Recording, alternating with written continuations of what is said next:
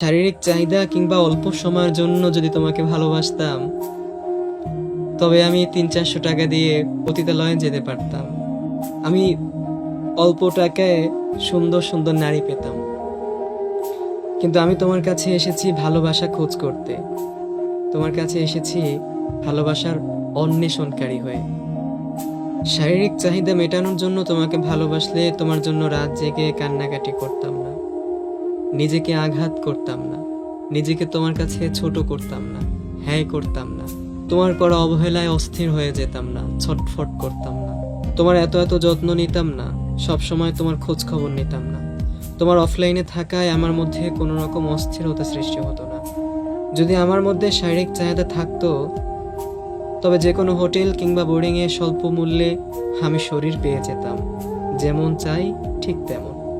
কিন্তু আমি যাইনি। আমি চাইলেই বহু পতিতালয়ে যেতে পারতাম, যে কোনো পতিতালয়ে যেতে পারতাম। পতিতালয়ে যেতে লাখ টাকা লাগে? লাগে না, 1000 টাকা হলেই এনাফ। কিন্তু আমি যাইনি। কেন জানো? কারণ আমি শরীর পাগল না, আমি ভালোবাসার পাগল। আমি ভালোবাসা চাই, আমি ভালোবাসার কাঙ্গাল। আমি চাই কেউ আমাকে খুব যত্ন করুক, কেউ আমার মন খারাপ বুঝতে পারুক, কেউ আমার পাশে থাকুক, খুব যত্নে মাথায় হাত বুলিয়ে দিক।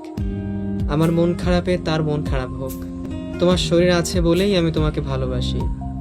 কেবল সৃষ্টিকর্তাকে শরীর ছাড়া ভালোবাসা যায়, অস্তিত্ব ছাড়া কাউকেই ভালোবাসা যায় না।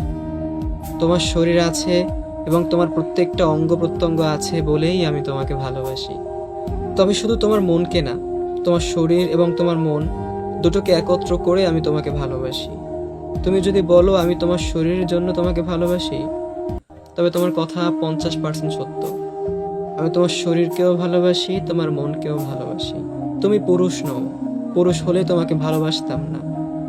নারীর মধ্যে যেসব নিদর্শন থাকা দরকার সেগুলো তোমার মধ্যে আছে বলেই তুমি একজন নারী।